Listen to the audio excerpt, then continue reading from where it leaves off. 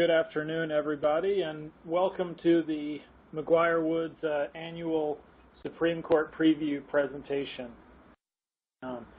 We're glad that you could join us today. This is now the fourth or fifth year, I think, that we've done this, and we really appreciate everybody who jumps onto the webinar for this. We always enjoy this discussion. This is Matt Fitzgerald. I'm the moderator, as I have been in years past. For those of you who don't know me, I am a former clerk to Justice Thomas and a partner at McGuire-Woods in the Appeals and Issues Group. We also have joining me today Ben Hatch, a former clerk to Justice Scalia, who's been with McGuire-Woods in the Norfolk office for several years now, also a partner. We have Rebecca Gant, an associate in the government investigations and also in the appeals and issues team at McGuire-Woods, a former clerk to Justice Breyer, as well as Judge Boudin of the First Circuit, and also a former district court clerk. And finally, Brian Schmalzbach, an associate, also a senior associate at McGuire-Woods, been with us several years, former clerk to Justice Thomas, and before that, Judge Wilkinson of the Fourth Circuit. So we have got this group together today, and first we're going to go through we're going to set the scene a little bit for what's going on with the Supreme Court this year, and then we will preview some cases, the most interesting cases we could find for you that have already been granted for this term. So first, Justice Kavanaugh is the latest, the newest news for the Supreme Court, obviously, and since there has been so much focus in Justice Kavanaugh's confirmation on, call it non-legal, I suppose, issues, it's worth looking at his background just a little bit, BA from Yale, JD from Yale. That now means that the Supreme Court continues to have all 9 justices who went to either Harvard or Yale for law school. That was also the case when Justice Kennedy was there, but that trend continues. As we go on, his career, his background in the law before becoming a judge, essentially 5 years in the Bush White House. He was a partner at Kirkland & Ellis, so really in all of his all of his law career, just about 4 years in private practice at Kirkland, and a series of government jobs before that, and in the Bush White House after it. On the D.C. Circuit, Judge Kavanaugh was appointed in 2006, about a dozen years on the D.C. Circuit, did a fair amount of work there, had a pretty good record at the Supreme Court. Lots of his opinions have been affirmed and only one reversed. One of the most notable things, perhaps, is what a terrific, they call it, feeder judge, Judge Kavanaugh was. 44 of his former clerks went on to clerk at the Supreme Court. Given that he was a circuit judge for 12 years, that is the vast majority of everybody who ever clerked for him, I think, which is really remarkable, and I had not realized that. Brian? So in addition to lots of his clerks going on to the Supreme Court and lots of his decisions being adopted by the Supreme Court, he's also no stranger to the highest court in the land, by which I do not mean the Supreme Court courtroom, but the basketball court right above the Supreme Court courtroom. Every year there's a game between the clerks of the U.S. Supreme Court and the D.C. Circuit, where he was previously, and he would often come with the clerks, and he's known for a mean jumper and maybe even some sharp elbows on the court. Well, we'll have to see if that translates into his career. Hopefully he can avoid injury as he gets older. I think it's also notable, a lot of judges who are feeder judges for the Supreme Court have a heavy slant toward one or two of the justices. There are justices they know well who they tend to send clerks to year after year. Judge Kavanaugh, more than most, I think, it spreads across the justices. I think it's very rare to see someone feeding at least a couple of people to all of the justices like that. So he really was quite a remarkable feeder judge with the majority or significant plurality of his clerks going to Roberts and Kennedy. Kennedy, of course, for whom Kavanaugh himself had clerked before, and Roberts, who he knew probably from multiple places, but at least from time together on the D.C. circuit, if not others. So here are some interesting parallels about Gorsuch and Kavanaugh. Remarkably similar guys in a lot of ways. They both became circuit judges in 2006. Similar bodies of work as circuit judges. They were Justice Kennedy clerks at exactly the same time, and they're both in this picture. And going all the way back to high school, they have similar records. I think Gorsuch is 2 years older than Kavanaugh, but other than that, remarkably similar backgrounds for Trump's two nominees to the court. Note that of the 5 clerks in this picture, obviously 2 of them are now Supreme Court justices. One other fellow is a federal district judge for the Northern District of Illinois. So OT 93 was sort of a big year for Justice Kennedy. And Judge Finerman is unusual among federal district court judges because he is also a prolific feeder judge. Lots of his clerks go on to clerk at the Court of Appeals and then for the U.S. Supreme Court, too. All right, so that's a little bit of background about Justice Kavanaugh, just to get us started.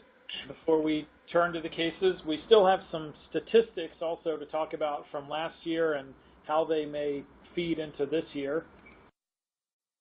Here's the rate of unanimous rulings by the Supreme Court for the last about 10 years. And really maybe the ideal way to look at this is the total columns as opposed to the different colors.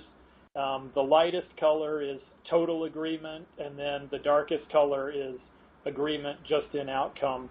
But you can sort of see, and then you have the 50% line, so the court sort of stays below it, occasionally jumps past 50% and then goes down a little bit. And I note that one of our panelists, Brian, was clerking at the Supreme Court in 2013 when it had its overall highest agreement in years, and I wonder if Brian has any thoughts about that, or what caused that, or what caused what happened after it. Well, it was the high quality of the law clerks that year.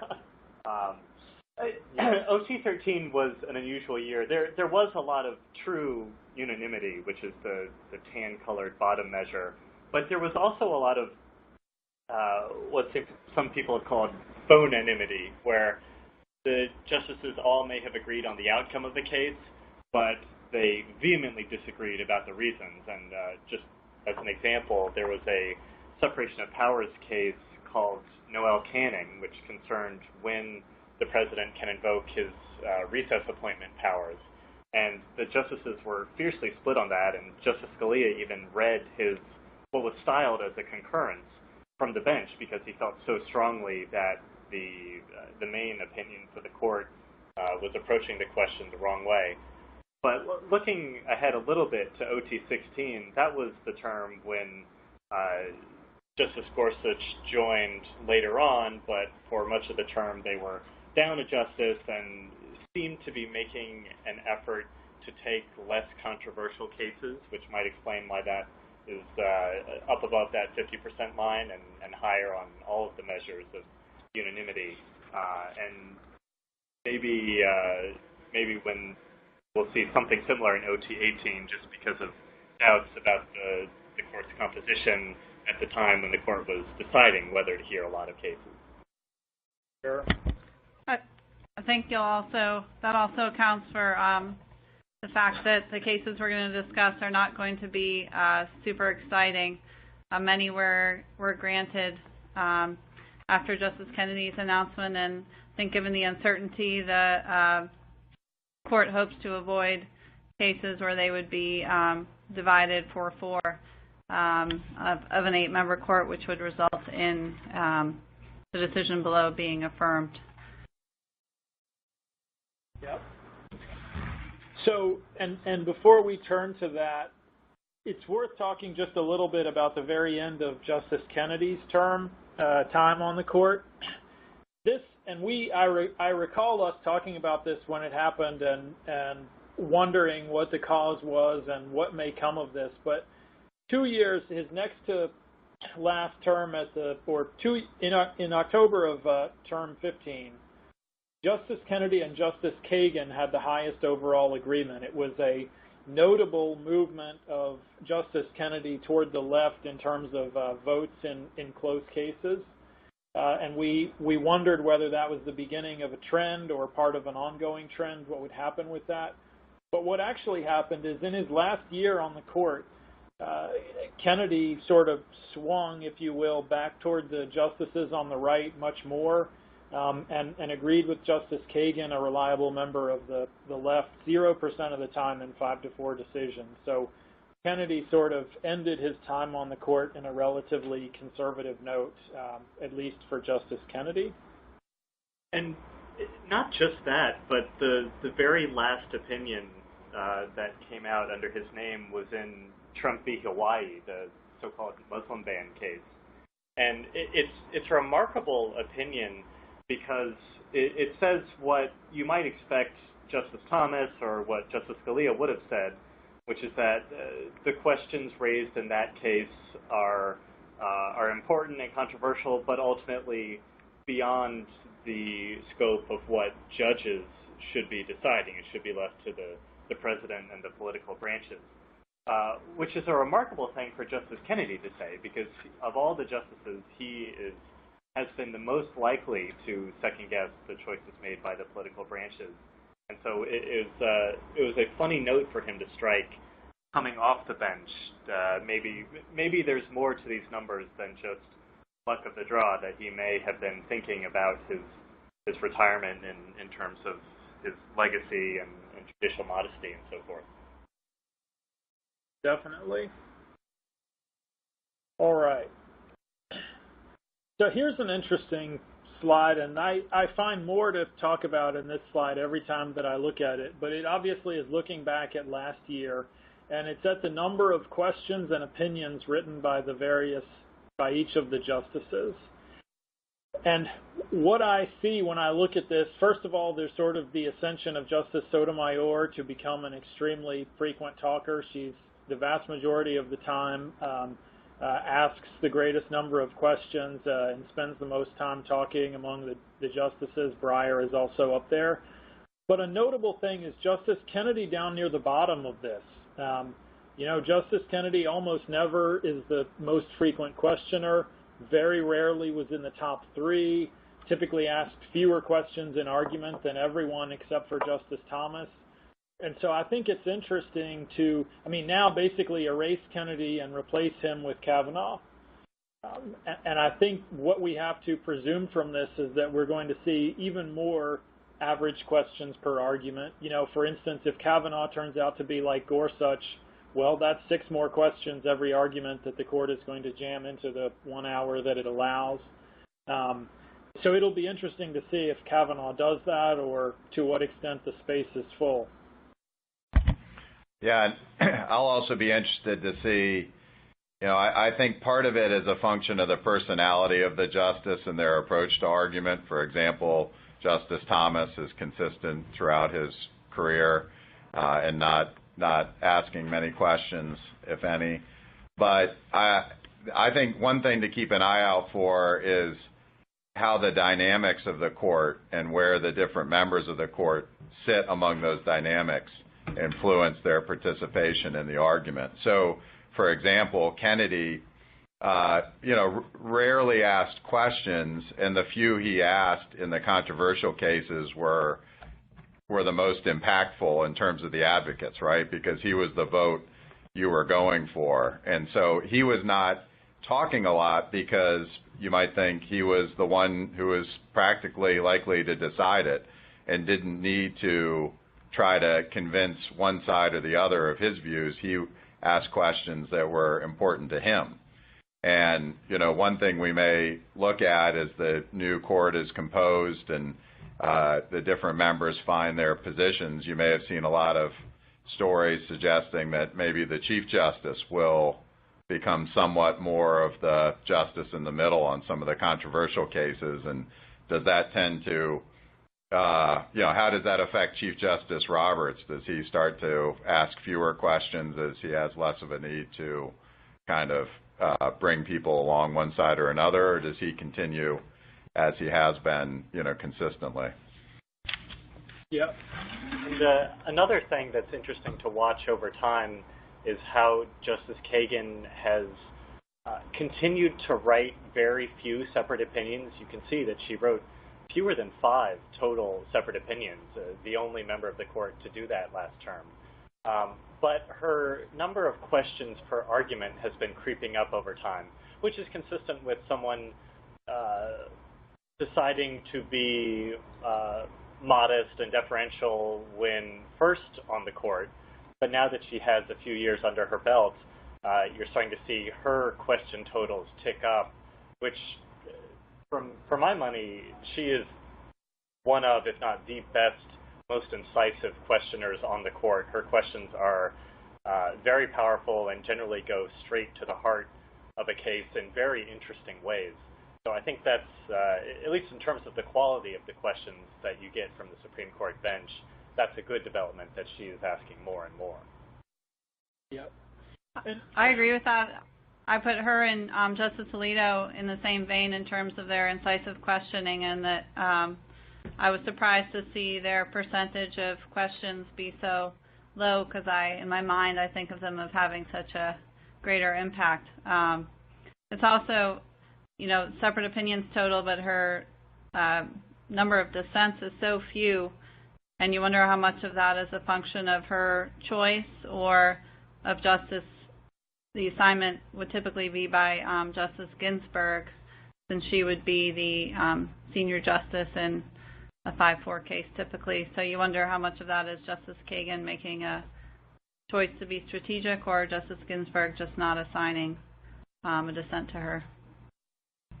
Yeah, and I think one thing it'll be interesting to see over time, obviously, too, is, I hope that the trend of Roberts and Kagan, sort of fewer dissents, fewer separate writings, more focus on majorities and making dissents sort of more noticeable when they happen. I think that's overall a good trend, and I will be interested to see if they continue it. The Supreme Court issues so many opinions and so many separate opinions now, as the number of overall cases they take are dwindling, that I think for the benefit of the bench and bar, it would be nice sometimes if they could either reach more agreement or just not all have their say on everything. Although I will note, for instance, Justice Thomas with the greatest number of opinions, that black line is opinions over 5 pages, and so you can see he's actually not that different from, say, Justice Sotomayor if you were looking only at the significant opinions where there was a meaningful number of pages added to the Supreme Court law books. And so Justice Thomas does a fair amount of noting his position as previously stated without further lengthy exposition, which is appreciated. Okay, the future of the court this term and beyond.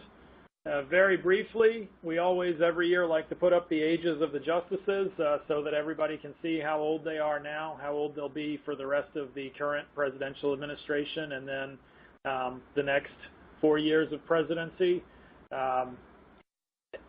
It's notable from this, perhaps, that it seems from all 3 of the most recent justices to join, of course they are the youngest, but there seems to be a developing sweet spot for the age of a Supreme Court nominee in the range of roughly age 50 to age 55.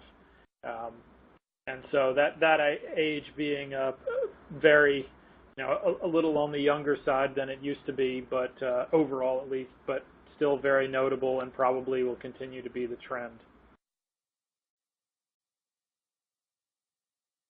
Okay, so this term, what people are saying, generally, so far, the people are saying, well, they don't know how many interesting things the Supreme Court is going to take on this term, and I'm interested in if the panelists have any particular thoughts about that or why that might be. I'm sure we all do, but anyone? Ben? Well, I think Rebecca mentioned why it may be quiet so far, or at least one reason, and I do think that there you may well start to see as they continue to fill out their year that there'll be some cases of a higher profile added to the docket. I wouldn't think it'd be, at the level that you might see in some other years where there's a lot of controversial cases, but I'm sure they'll start looking for some cases that would, be of a higher profile to add to the docket now that they have 9. Yep, and particularly as Rebecca noted earlier, the long conference at the very end of September is normally a time when a lot of cases are added to the court's docket. And this year, I think they granted maybe just 5 cases, and that was right at the height of maybe uncertainty about Kavanaugh and whether he was going to get through, what might happen in the election. And I think a fear of 4-4 splits is definitely a reason why they may have taken a pass on some of what was in front of them that time. One other theory, or maybe more accurately, rank speculation, is that the conservatives, those that lean right on the court, may be concerned that the Chief Justice is concerned about slowing down the pace. One of the interesting things that you've seen since the Kavanaugh nomination, and I think you will continue to see, is growing discussion of this idea by some Democrats of packing the court, of increasing the size of the court, putting on more justices, which might end the days of the court, if it ever was, as a counter-majoritarian institution.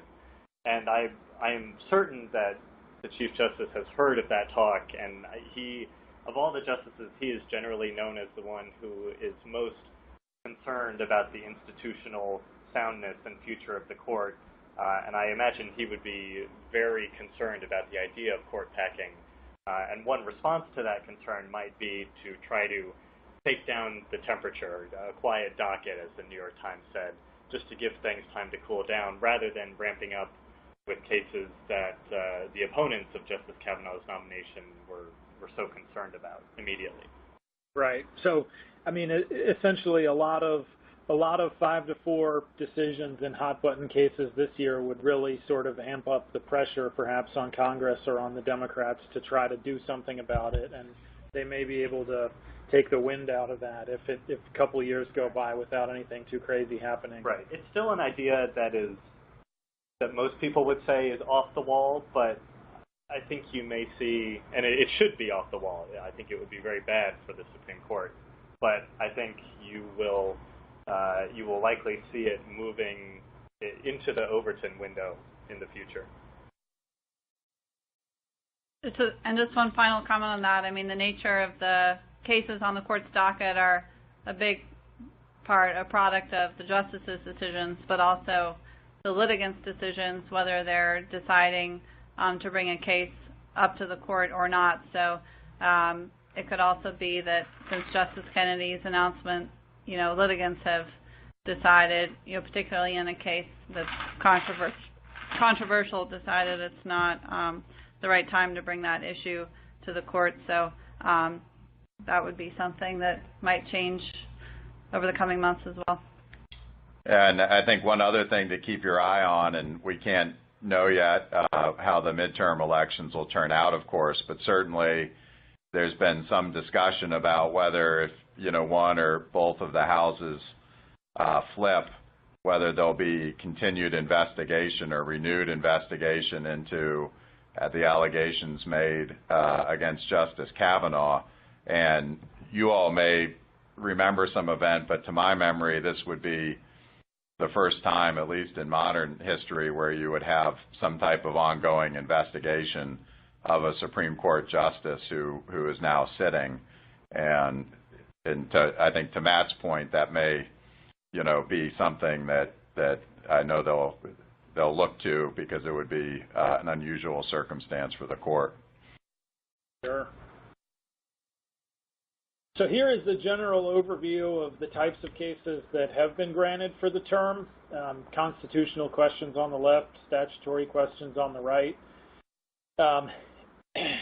You can see here it's certainly not an absence of hot button issues, but fewer of the sort of headline issues than in some terms. A number of intellectual property cases, arbitration cases, foreign sovereign immunity cases, criminal cases. A reasonably varied docket, but not the same as what you might see sometimes. So let's turn to the actual cases, and we'll start with Tyson Timbs versus Indiana. So I put in the whole case name just because I love the case names in these in rem cases. This case is about the excessive fines clause of the Eighth Amendment, and the Eighth Amendment has 3 clauses. Excessive bail shall not be required, nor excessive fines imposed, nor cruel and unusual punishments inflicted. And the Eighth Amendment is part of the Bill of Rights, which were the first 10 amendments of the Constitution ratified in 1791. And they were traditionally thought to not restrain the states, but only the federal government. But over time, the Supreme Court has held that various components of the Bill of Rights are incorporated against the states, so restrict state governments as well as federal governments through the 14th Amendment's Due Process Clause. So the court has held that the other 2 clauses of the Eighth Amendment, the Excessive Bail Clause and Cruel and Unusual Punishments Clause, are incorporated against the states. So that's why states are, for example, restricted in death penalty cases by the Cruel and Unusual Punishments restrictions. So almost all of the first 8 amendments have been incorporated against the states so far. The main exception has been the jury clauses, such as the right to civil juries, and then the other exception is the Third Amendment clause, which provides the quartering of soldiers. So that one probably just hasn't come up, but safe to say the court has been pretty happy to incorporate clauses against the states. It has not yet addressed the excessive fines clause, and there is a split about whether it does restrict the states. So this one came out of Indiana. The defendant did a few controlled heroin transactions and was driving his Land Rover here to one of those transactions and was arrested, and his vehicle was seized. Indiana has a procedure where private law firms are delegated to file civil actions to forfeit these instrumentalities of a crime. That was followed here. And then after the defendant pleaded guilty, the trial court, without the defendant's attorney raising the argument, held that the forfeiture of the vehicle was barred by the excessive fines clause because it was grossly disproportionate to the gravity of the offense. I think the trial judge pointed to the maximum fine for the crime being $10,000, whereas the Land Rover was worth about $40,000. And not to interrupt, Rebecca, but important lessons for our listeners from this case. One is do not engage in drug dealing, but a close second is if you violate rule number 1, do not drive a Land Rover to do so. Pick some much cheaper vehicle in which you preferably have a loan on it. Anyway, please continue. That's a great point. So the government appealed, and the Indiana Supreme Court eventually reversed and held on the basis that the excessive fines clause was not incorporated against the states, and the Supreme Court granted review of the question. One notable thing about this case is the amount of amicus support at the merit stage. There are about, I counted 19 amicus briefs supporting the petitioner, only 1 supporting the respondent, although I think that window may not have closed yet. And the support is very bipartisan, bringing together organizations you don't usually see on the same side. So the ACLU, Chamber of Commerce, And they, the ACLU side of things is generally pointing to kind of the effect of kind of escalating fines for things like traffic offenses that kind of perpetually keep people in prison, keep them from getting jobs because they lose their jobs because they're not able to pay the fine for a traffic offense, and the kind of impact there. Groups on the other side are pointing to fines imposed on, say, landowners by local governments. But safe to say, pretty much everyone hates fines imposed by governments lately. They argue it's kind of a money-making racket by local governments. The only amicus brief on the other side is, I believe it's something like the National Association of Counties. So my prediction on this is that the petitioner will win, given that the Supreme Court is pretty universally incorporated clauses against the states. Their traditional analysis about whether it's kind of a core important right seem to be satisfied here. The petitioner presents a lot of good historical evidence about resistance to fines at the time of the founding. I would be interested to see if the court kind of takes up whether or not this fine was disproportionate. There's also an argument raised by the main argument raised by Indiana is that even if it is incorporated against the states, the clause the excessive fine clause doesn't apply at all when you're seizing something in rem here, like the instrumentality of a crime. That's kind of a traditional exception. Don't know if Ben has any thoughts on that, given his prosecutorial background. Well, I do think that is the most interesting part of this case because, frankly, the handwriting is probably on the wall in terms of incorporation. They're 2/3 of the way through incorporating the clause. Why you would, stop at this provision is not really evident. But the interesting thing about the case is, an in rem forfeiture, as Rebecca's title of the slide makes clear, of course, is a case against this Land Rover itself, not against Mr. Timms directly. He was prosecuted separately for his crime. And so the theory is that this 2012 Land Rover is itself a criminal. It participated in a crime, despite perhaps lacking, intent as we understand it. But nevertheless, it participated in a crime. Is that the mug shot of the criminal on the slide there? No, it's not. Cars will probably soon be smart enough that they can commit crimes. But anyway, this Land Rover itself is the criminal, and traditional disproportionality analysis, which frankly in the individual case is not often applied to restrict fines. It's only very much at the outer limits. But it doesn't make an easy transition to an in rem case. Because, what do you look at the life of the Land Rover and decide how many days it, drove someone to school versus participating in drug dealing or that type of thing? It's just not as obvious a comparison. Mr. Timms wants to say, well, it's disproportionate to my crime, but it's not obvious why you should measure the Land Rover's criminality as you would in an in rem case against whatever Mr. Timms did in it. So I think that's the most interesting piece, is to see how the in rem part plays out in this case. Ben, is that something that Justice Thomas addressed in the Bajikagian case from a long time ago? That I remember the dissent in that case saying, these sort of forfeiture type fines are by definition proportional because they only apply to what was actually implicated in a crime. And Justice Thomas, joined by it was a very non-traditional lineup at that time. Justice Thomas, joined by the sort of left wing of the court, said, no, that is disproportionate.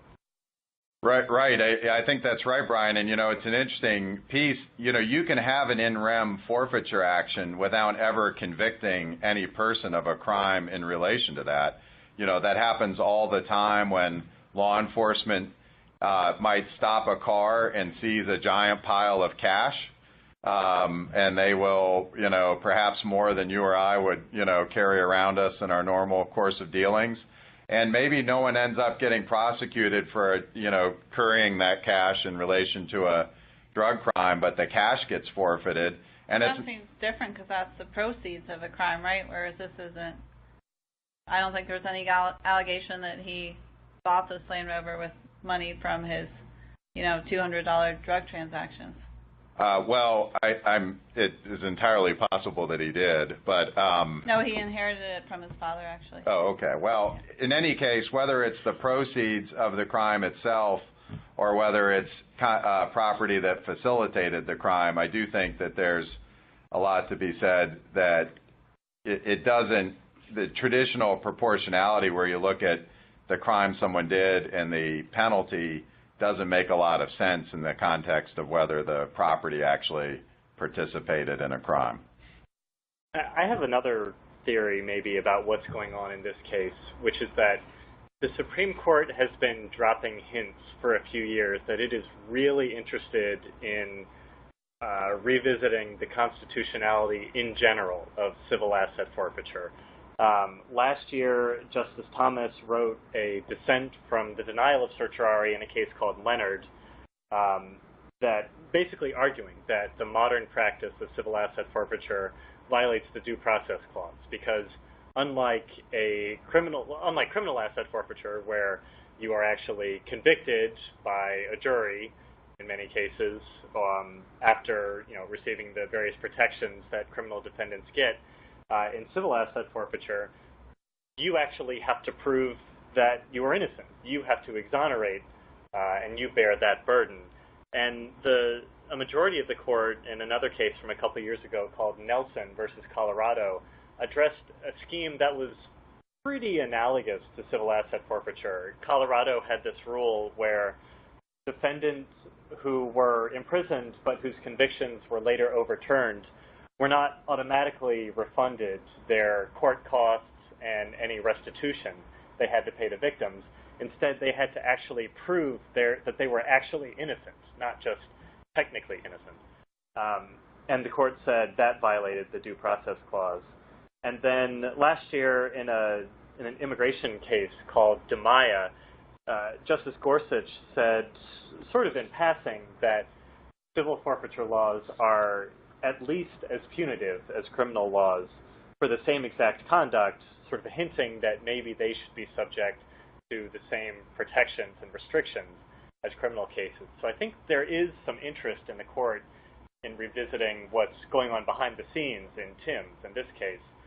This may not be the case to do it, but incorporating the excessive fines clause would be one way to sort of bolster the case for the Supreme Court ultimately taking on the question of whether civil asset forfeiture as practiced by many counties and states is lawful.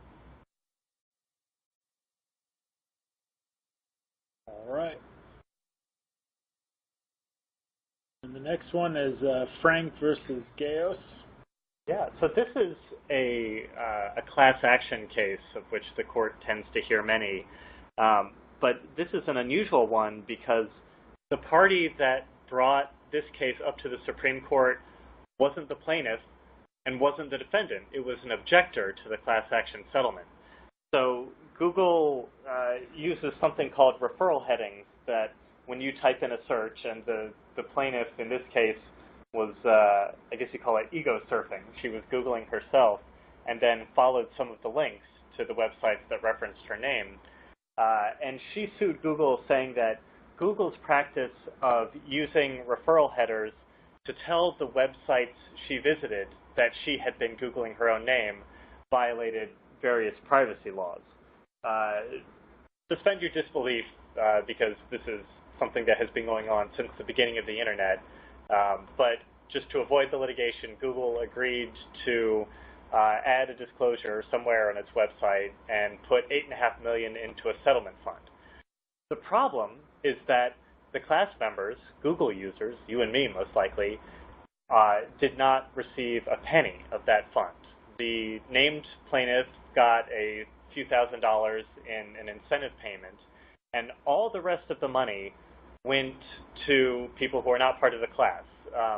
Some of them were privacy groups that Google actually funds itself. Others were various groups associated with Stanford and other colleges that were the class counsel's alma maters. So you can see there's a little bit of a conflict of interest there. And the reason the trial court gave for approving this settlement is this doctrine called si pre. It's from the French for as close as possible. The idea, and it's an old idea from trust law, that means if the purpose of a trust is no longer valid, like let's say there was a trust meant to fund efforts for the abolition of slavery, well, after the 13th Amendment, you would have to reform that trust for an analogous purpose. That makes some sense, but the way that doctrine was invoked in this case, the trial court said, well, any recovery for each individual class member would be vanishingly small. It would be less than the cost of a stamp to mail them a check. And so rather than give them any relief, we're just going to give all this money to other purposes. And so the objector in this case, a man named Ted Frank, who runs an organization that is a professional objector organization. He tracks down cases where he thinks there are abusive settlements to try to get them overturned. He appealed this to the Ninth Circuit, and the Ninth Circuit upheld the settlement, saying, we think this is okay, over a dissent that said, come on, you got to be kidding me. These conflicts of interest between the defendant and the plaintiff's counsel and the groups that are receiving the funds they look pretty collusive.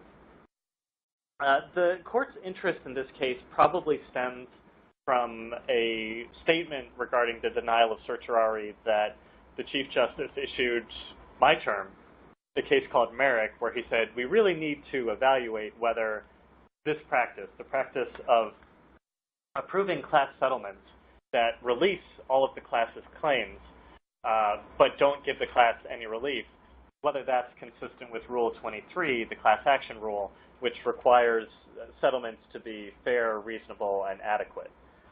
What's cool about this case is that Ted Frank is actually going to argue pro se for himself. It'll be his first argument in the Supreme Court, and it should be fun to see him.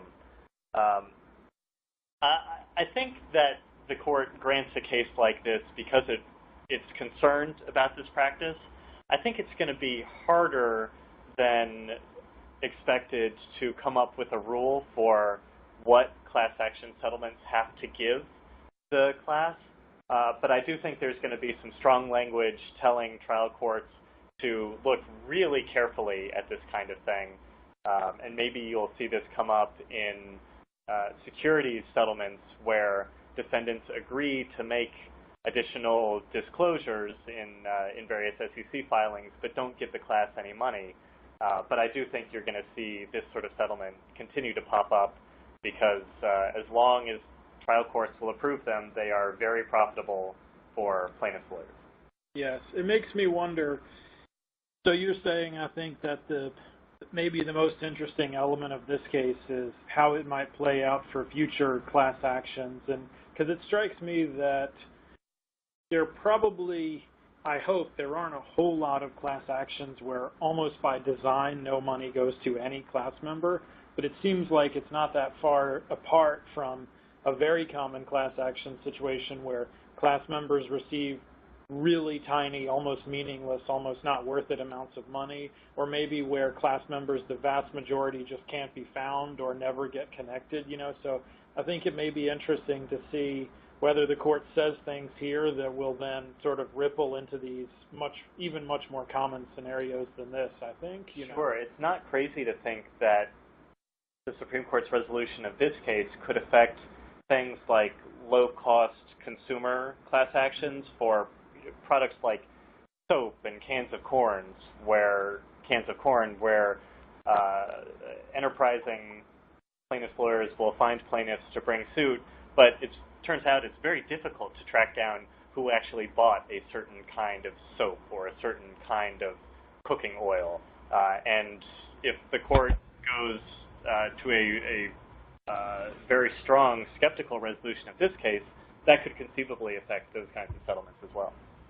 Sure. Although you wonder how they would affect them. I mean, say they set some sort of meaningful relief standard or something like that, would that just mean that the amount of the settlements would have to increase, to the plaintiffs? It's kind of hard to see what the fix would be in those cases. Well, the fix would probably be that trial courts could not approve the settlements in the first place. So the results of this, which looks like a case that could lean in favor of defendants, may be difficult for defendants because it may force them to litigate more cases all the way through trial. I think the hope of some is that it would prevent plaintiffs from bringing them in the first place at the margins. All right. Next, we have Gamble versus United States. Ben? We've all said the Pledge of Allegiance, one nation under God with liberty and justice for all. And this case presents that, perhaps like one of those commercials you hear on the radio, there's a voice that should come along quickly afterwards and say, except that there are multiple sovereigns that can separately prosecute you for a crime. Other than that, we're one nation. So this case, Gamble versus the United States, involves the intersection between the dual sovereignty doctrine and the double jeopardy clause. The dual sovereignty doctrine says, in fact, we are one nation, but we have separate sovereigns. We have the federal government as sovereign, but the states are also sovereign in our federal system. And so what that means when it comes to the double jeopardy clause is that the state can prosecute you for a crime, and the federal government could prosecute you for that exact same crime. You could be convicted by both and sentenced by both, and you're not protected by the double jeopardy clause. Whereas, of course, if you were prosecuted twice by the federal government for the same crime, the double jeopardy clause would protect you. And so the issue of the case is, will the Supreme Court overrule that separate sovereign exception to the double jeopardy clause? And it's a pretty interesting issue because unlike most Supreme Court cases that arise by virtue of some wide or lasting split among the lower courts on an important issue, this case is completely unlike that. This case arises from after a long line of uniform Supreme Court cases that all say there are separate sovereigns and you could be prosecuted twice for the same conduct, once by the state and once by the federal government. In fact, that line of cases was so clear and so on point that the 11th Circuit, which had the decision below in this case, didn't hear argument on the issue and resolved it with an unpublished per curiam decision saying, Supreme Court law is clear. Sorry, Mr. Gamble. So, the number of Supreme Court cases that arise in the context of an unpublished per curiam circuit court decision that with no split is a pretty small category. And I would wager that the United States, the government, cannot be very happy that this case was granted. They certainly opposed it because it's going to be a big swing in the case. There's no apparent upside to the government. If the government wins, the law will just stay the way it has been for over 100 years. And if the government loses, it will affect a pretty seismic shift in the protections afforded criminal defendants in the United States. And so it's really a case where either nothing will happen in terms of movement of the law or a pretty big thing will happen. And the fact that they decided to grant the case is certainly suggestive that at least 4 of them, the number needed to grant a case, are considering taking that pretty big move. We'll see where the majority comes out in the case ultimately. Now, a couple additional comments about this issue. One is that it would certainly be a big change in the law and would require double jeopardy analysis in more cases where you have joint state and federal potential prosecution. And one of the big arguments that's made in the case is that the holdings that created the separate sovereign exception happened long ago, before there was a robust federal prosecution, before we had all the federal crimes that we now have today. And so really, a lot of the amici, including Senator Hatch, U.S. Senator, are arguing that the doctrine was developed at a time that no longer fits the modern reality. And with the advent of the number of federal crimes that exist now, and the cooperation that occurs among state and federal authorities through joint task force and things like that, that the reasons that the doctrine was created just no longer continue to pertain. And now, with that said, even if they do change the law and impose the double jeopardy clause, we'll have to see what that means in practice. On one level, it may not mean that much. The Department of Justice has long had what's called the Pettit policy, which basically, as a matter of policy, tends to preclude federal prosecution when the person has already been convicted of the same crime in the state, but that's a matter of policy, and there are exceptions to it. But another interesting consequence, if they were to change this, would be they'll have to begin, presumably, determining whether a state crime is really the same crime as a federal crime. And one area where they've been grappling with this, and you may recall from the slide Matt showed a minute ago that showed there were 3 cases dealing with the Armed Career Criminal Act. They've been dealing with a similar type of issue in the Armed Career Criminal Act, and I think has produced widespread dissatisfaction among the members of the court about how that process is going. I think not many of the justices feel very comfortable having to weigh the elements of state crimes against different, generic crimes or federal crimes. And so it'll be interesting to see if they do apply it, how they begin to grapple with that. And last note, the double jeopardy clause is unusual in that if you make that claim, you trigger an interlocutory appeal right before trial. And so this could result in a lot more federal appellate practice in criminal cases if they overrule their precedent. Brian mentioned how in the case he talked about, he thought it might have been kind of prompted, the cert petition prompted by a separate opinion by the chief, I believe. For Gamble, I think a couple of years ago, there was a concurrence about re-examining the separate sovereign doctrine. The interesting thing about that is it was authored by Justice Ginsburg and joined only by Justice Thomas. So like Tim's excessive fines case, you kind of see a interest from both sides in the issue.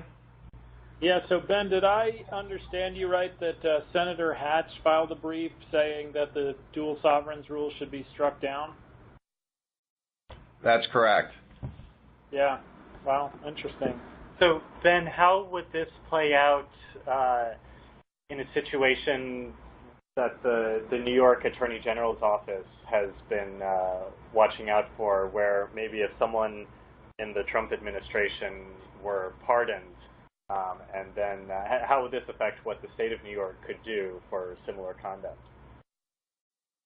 Right, that's a great example, Brian. If the one area where you do tend to see now, there aren't a lot of prosecutions for the same conduct, just as a matter of practice and policy now. It does happen sometimes, but not a lot. But to Brian's point, the one area where you do tend to see it happen is where either the federal government or the state feels that the result of the other's prosecution did not vindicate their interests. So somebody got prosecuted but got a very low sentence, or somebody got prosecuted but was acquitted for reasons that seem unfair or, perhaps nullification, that type of thing. So to Brian's point, there may, in cases where there may be interest to prosecute, if somebody was pardoned, you would be precluded from that if you failed the Blockberger test, presuming that's what they would apply to determine if it was the same offense or not. All right. Well, we have time for maybe one more case, and I did want to say also, if those of you in the audience have questions, I think there is a venue for you to type them in and submit them. We haven't gotten hardly any, so if you do have questions you'd like us to briefly discuss, feel free to shoot those our way. For the last case, I think maybe we'll skip over Apple and jump to Tennessee Wine and Spirits. Brian? Right, so this will be our nightcap then. So this is an example of a field that I was unaware of, but there is a surprisingly vibrant series of 21st Amendment cases.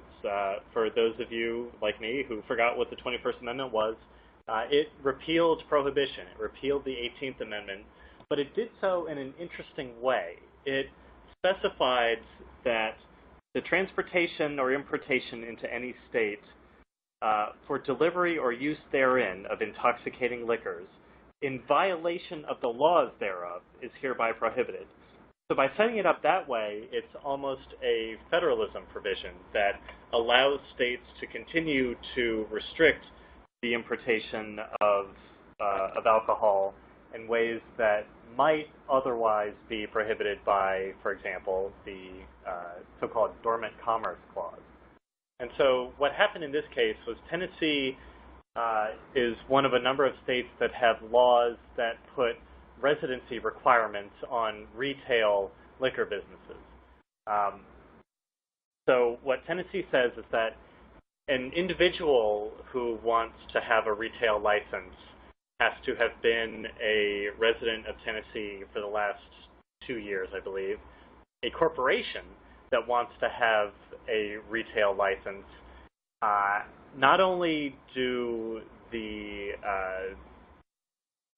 directors or the officers of the corporation have to be Tennessee residents, but every shareholder has to be a Tennessee resident. So the effect of this, if not the intent also, is very protectionist. It ensures that these retail licenses are going exclusively to Tennessee folks.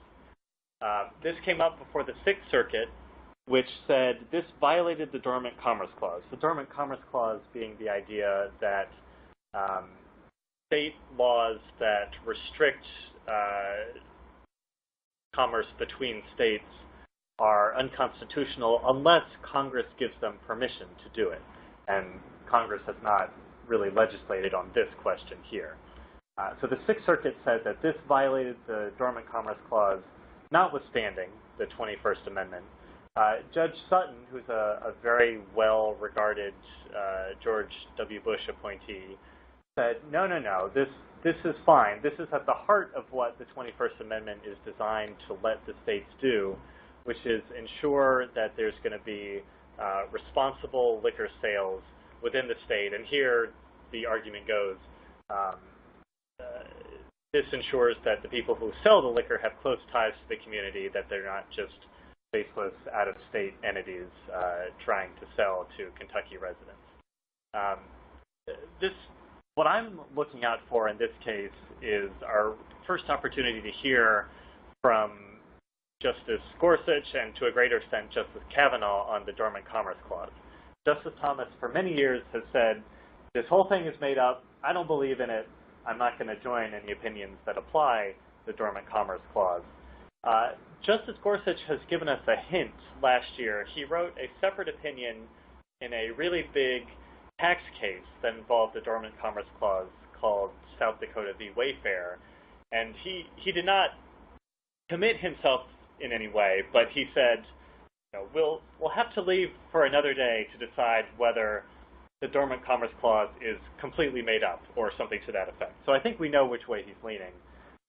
Justice Kavanaugh, coming from the D.C. Circuit, just hasn't dealt with that kind of case before, so he will be writing on a blank slate. So it'll be interesting to see both how the court resolves this question of state responsibility, but also how the new justices respond. And one last note on this case that I think is interesting. It's not an area, like Brian said, that many of us are familiar with, and certainly the Supreme Court doesn't have as much 21st Amendment jurisprudence as it does, say, First Amendment jurisprudence. But the most on point and recent case in the area that the parties will frame their argument around is a case called Granholm that dealt with direct shipment of wine, other alcohols, and a different regulation in-state and out-of-state. But the interesting note about that case is it produced one of the more odd combinations on the court that you'll ever see. So it was a 5-4 case. The majority opinion was written by Justice Kennedy, joined by Scalia, Souter, Ginsburg, and Breyer.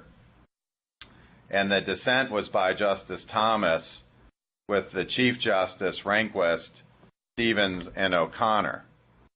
And so a very odd lineup in this unusual area. And of course, many of the members of the court have now changed. So you may well see room for rethinking somewhat in this area.